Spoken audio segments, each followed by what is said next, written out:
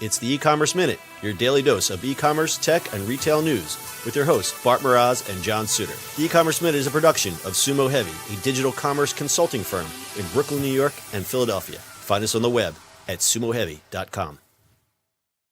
This episode is brought to you by SendPro Online from Pitney Bowes. Save time and money no matter what you ship or mail with SendPro Online software. Print shipping labels and stamps right from your desk and access discounted rates for as low as $4.99 a month. Try it free for 30 days and get a free 10-pound scale when you visit pb.com/minute. That's pb.com/minute. Experience the better way to ship with a free trial of SendPro Online from Pitney Bowes. It's the E-Commerce Minute episode 447. In today's episode, Amazon slashes prices at Whole Foods. When Amazon bought Whole Foods, the online retailer hoped its Prime members would naturally migrate to the grocery store. But there was a disconnect. Amazon shoppers have been trained to look for low prices. The problem? Whole Foods has always been expensive, hence the old joke, whole paycheck. The initial price cuts the new owners enacted didn't change habits either. Neither did offering discounts or sale items for Prime customers. And only 18% of Amazon Prime shoppers visit a Whole Foods store once a month. That's just slightly higher than 16% of total grocery shoppers that visit Whole Foods. Even with the price cuts and discounts, prices are still above its rivals in most cases. And at the same time, other grocers have launched and expanded their own line of organic foods. Shaking the high price image hasn't been easy. Consumer goods manufacturers' price increases have also cut into margins. An analyst from Morgan Stanley reports that despite the price cuts, Whole Food prices on a basket of 60 staples items continue to rise and remain nearly 15% higher than its competitors. So here we are. Amazon is cutting prices again. They announced lower prices on hundreds of items and plan to double the number of weekly deals for Prime members. However, analysts are skeptical. In a store that stocks 60,000 items, will cutting prices on a few hundred items make a dent? We'll just have to wait and see if these latest cuts can change customer perceptions. There's a lot to say here. Is there? I think there is because, first of all, the announcement came on April Fool's Day, and that's right. I forgot it was that day. Yeah, that's kind of weird. We're slashing prices. Kidding. Yeah, lol. So there was a good point there. Whole Foods carries nearly 35,000 SKUs. Most grocery stores some of them carry 55,000 SKUs. Mm-hmm. So really, they've only reduced prices to only 1 or 2% of items in any given store. The problem is that prices in general of all groceries are going up. And once you take something that is already expensive and increase that price and then give a little slight decrease, there is no perceptive decrease. Do you have a chart for this? I have a chart. What I have is one of those crazy walls where it's all red strings connected to everything, and it's like the conspiracy theories. Yeah, I mean, Whole Foods always been expensive. Weirdly enough, I think the stat in New York used to be that it's still the cheapest grocery store, which is really bonkers. Yeah, but there aren't that many grocery stores, right? Correct. That's pretty much why.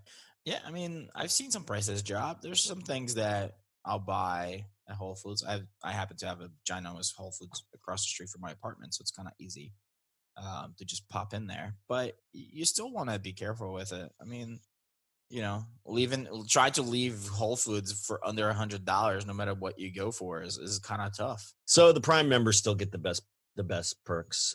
Mm-hmm. They get 2 times as many exclusive and 30% price cuts on popular products like Justin's almond butter. But even though with the price cuts, most consumers haven't noticed. In fact, average non-Prime shoppers in New York saved just 5 cents after this most recent round of price cuts. Price cuts. We have price cuts. We have price cuts on this show today too. Price cuts for a low price. Sorry, guys. We had to cut our production value, and we price cut it. So now we have dogs and lawnmowers. We get dogs. We have lawnmowers. It's crazy time here. It's okay. It's okay, John. It's springtime. The dogs and the lawnmowers are out. It gives the podcast a homey feel. All right, I'm going to tell you guys about today's sponsor. Listen, guys, don't waste any more time waiting in line to send mail and packages. You can avoid any confusion around finding the best postal rates for your business. With SendPro Online from Pitney Bowes, you can send packages and mail without leaving your office, right from your desk, as low as, get this, $4.99 American per month. And for being a loyal E-Commerce Minute listener, you get a free 30-day trial to get started. As an added bonus, you'll receive a free 10-pound scale shipped right to your door to help you accurately weigh your packages. And here's the F's and B's. Save time and money no matter what you send, from packages to overnights and letters. Just click, send, and save with this new offer from Send Pro Online. Starting at $4.99, you can print shipping labels from your own printer, easily compare rates using our online software, gain access to special USPS savings and letters, and priority mail shipping. Plus, track all of your shipments, get email notifications when they have arrived. Go to pb.com/minute to access this special offer and get a free 30-day trial plus a free 10-pound scale to get started. That's pb.com/minute. Experience the better way to ship with a free trial of Send Pro Online from our sponsor, Pitney Bowes. Bart, any closing thoughts on the Amazon grocery cuts? Well, I hope they cut more. They need to cut more. Yeah, they do. They definitely do.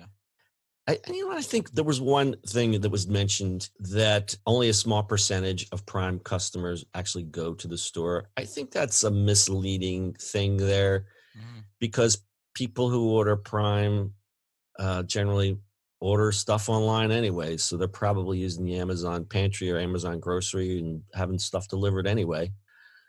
And right now there aren't exactly Whole Foods near every single person in America. So I think that was a bit misleading. But given that the price cuts only affect a super small percentage of what's in store, that's not going to help. I still think they have a while to go.